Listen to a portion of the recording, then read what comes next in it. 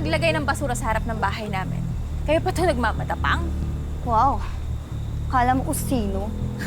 Okay, talaga Ate, eh, no? tama na yan.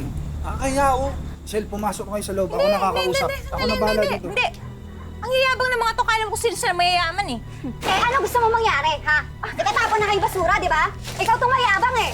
Ako mayabang. Eh, kung Ate, pagsasangkali ko ate. kaya mga pagmumukha ninyo, nang mabawasan na makakapalan yan, ha? Ay, ang yayabang Shell, yun, ha? nakakahiya. Ewan ko sa'yo, napakabungangera mo. Konting problema lang, tumatala ka kagad. Palibhasa, wala kang mga magulang. Kaya walang nagturo sa'yo ng tamang asal. Ano sinabi mo? Ate! Ulitin mo ang sinabi mo!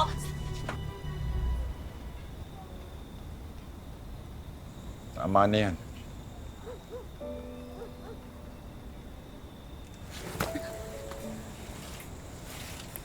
Tara na nga. Ano ginagawa mo dito? Ate, sino siya? Hindi ka kung... Ang tatay natin. Ang tatay nating walang pakialam sa atin.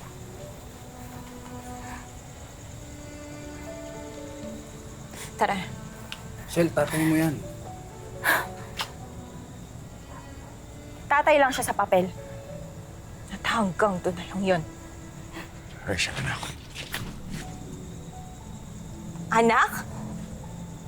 Nasaan ka nung kailangan ka namin, ha? Nasaan ka nung namatay si nanay? 20 taon. Ni hindi mo nga naabutan nung pinanganak si Nick? Tapos tatawagin mo kaming anak? Hindi mo nga naisip na umuwi dito sa Pilipinas? Hindi ako makauwi. Illegal ako sa Japan.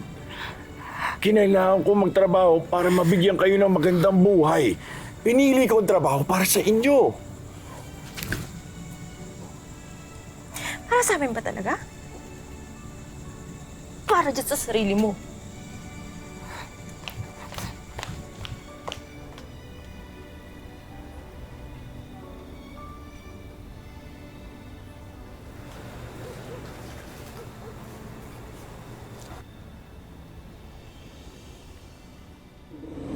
Mapapatawad pa kaya nila Rachel at Nick ang kanilang ama? Sundan natin ang kwento sa bagong 2-part episode ng Tadhana. Pasensya ka na, Marchie, kung hindi man lang kita nabisita sa ospital. Hindi man lang kita naalagaan. Alam ng Diyos na gusto ko nang umuwi. Pero tuwing naiisip ko ang sitwasyon natin,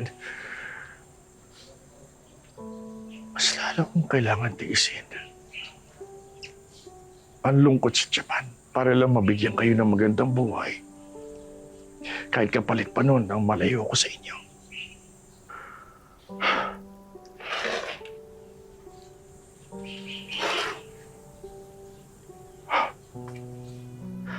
Ang laki ng kasalanan ko sa inyo.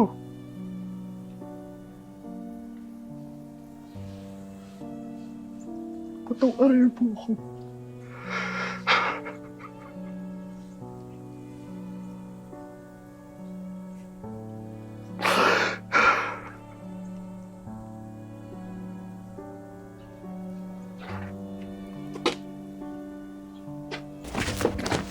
Ay. Tatang, okay lang po ba kayo? Teka.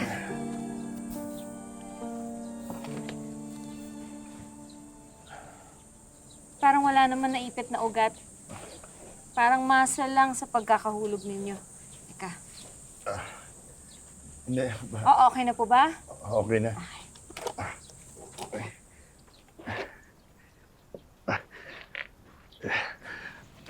Salamat, ha. Ang galing mo naman. Nurse ka ba?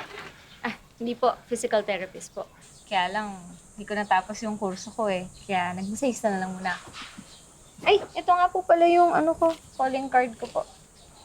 Alam niyo na, pag medyo umiidad, tumatanda, kailangan na ng... Kasi tumatanda na ako. Ilang taon na po ba kayo? 60 na ako. 60. Pero, huwag mo naman sana akong tawaging tatang.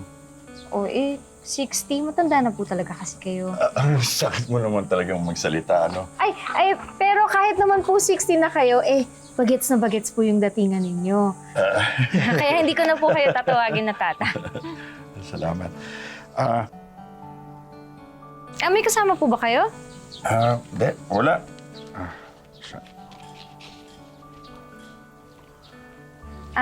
Ang dami niyo po palang perang dala. Mag-iingat po kayo ha, kasi madami manloloko dyan sa labas.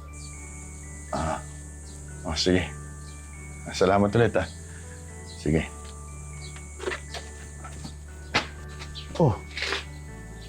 Anong ginagawa mo?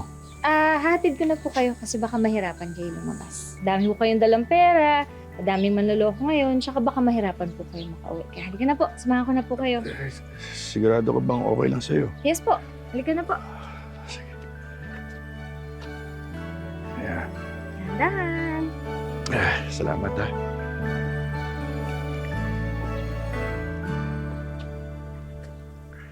Ano ba yan? Ano? Kumalma nga kayo.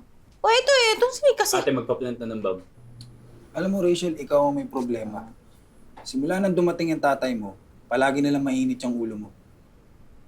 Bakit naman kasi bumabalik pa yung dito? Rachel, kung hindi dahil sa tatay nyo, hindi kayo makakapagtapos ng pag-aaral ni Nick. Saka tong bahay na to, wala to kundi dahil sa kanya. Pwede ba muna natin pag-usapan yan? Ano ba? Ano mo nga ako? Sabi mo tuturuan mo. Hindi mo. Mga anak,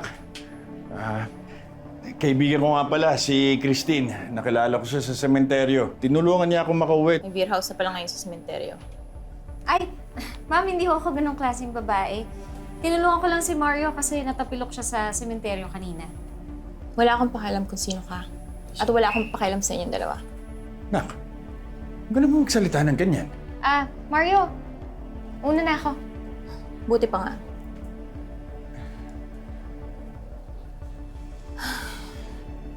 Rachel, ganyan na ba talaga kababa ang tingin mo sa akin? Na kailangan mo basusin yung bisita ko. Bakit? Hindi rin ba pambastos yung ginagawa niyo sa nanay? Kung sino-sinong babae ang pinapapunta niyo dito? Nawala lang ang nanay. Umaasta na kayong binata. Rachel! Rachel!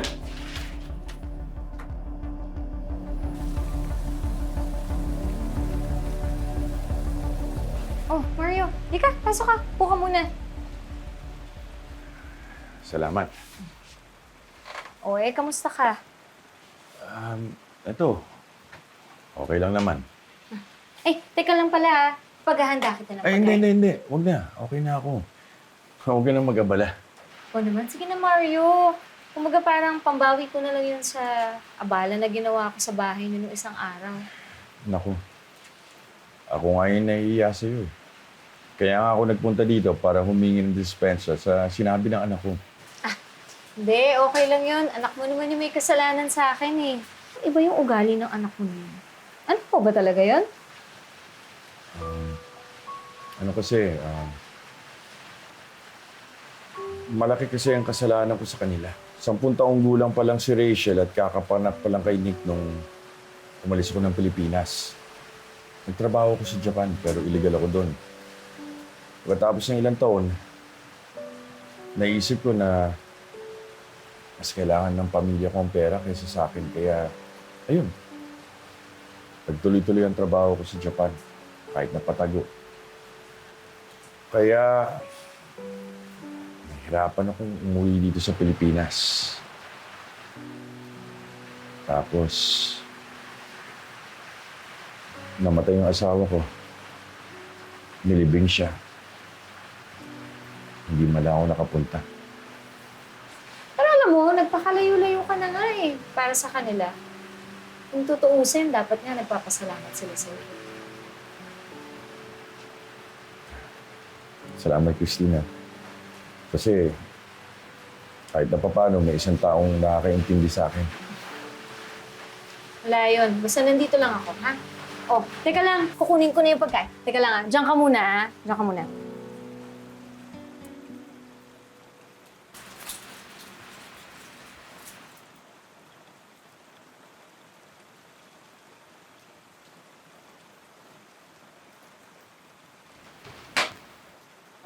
Ako na ho dyan.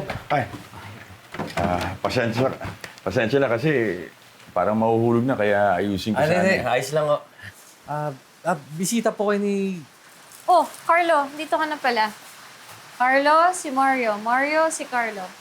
Kapatid ko. Oo nga. Ate, siya pa rin nakikwento mo sa akin. Nice meeting you, Mang Mario. Nice meeting you too. Sige na, Mario, umupo ka na. Kukunin ko na yung pagkain. Sige. Ay, teka lang pala. Kamusta na pala yung paa mo? Ay, ayos na. Hindi na kumikirot. Mamaya, mamasahihin ulit kita, ha? Doon tayo sa loob ng kwarto. Hindi na. Okay na ako. Mario, huwag ka nang mahiya. Meron ako mga kliyente na pupunta talaga dito para magpamasahe. Nako, Mang Mario, masarap magmasahiyang si ate. So ano pala naging trabaho mo sa Japan? Ako, marami akong naging trabaho dun. Una, construction worker. Tapos, matapos ang 6 na buwan, pinuntahan ko yung kakilala ko doon na doon nakatira. Pumasok naman akong mangingisda. Tapos, naging waiter din ako sa restaurant. Tapos, nag-alaga rin ako ng kabayo. Marami. Hirap mag-TNT sa Japan, ha? Sobra. Naku, sabi nga yung mga Hapon doon na pagkakamalang iligal. Singkit, bilog, maitim, maputi, lahat sinisita. Kaya nga ako, lahat ng pag-iingat ginawa ko doon. Siguro, malaki ang kita mo dun. Ang laki kasi ng bahay mo. Malaki nga. Pero, mahal mamuhay sa Japan. Lahat nga ng sweldo ko eh. Lahat pinapadala ko sa pamilya ko. Kaya ako, yun, tigis lang. Halos wala nga matira sa akin. E di, milyonaryo ka na ngayon. Hindi naman. May kaunting ipon lang. Alam mo, sa tingin ko, kailangan naghahanap ka na ng makakasama mo sa buhay. Nako, kakauwi ko pala ng Pilipinas. Magulo pa ang sitwasyon. Hindi mo na masasabi yan, lalo na kapag nahanap mo na yung the one. The one? Yung makakasama mo habang buhay. Ikaw ba? Nahanap mo na ba yun? Mukhang makakahanap na.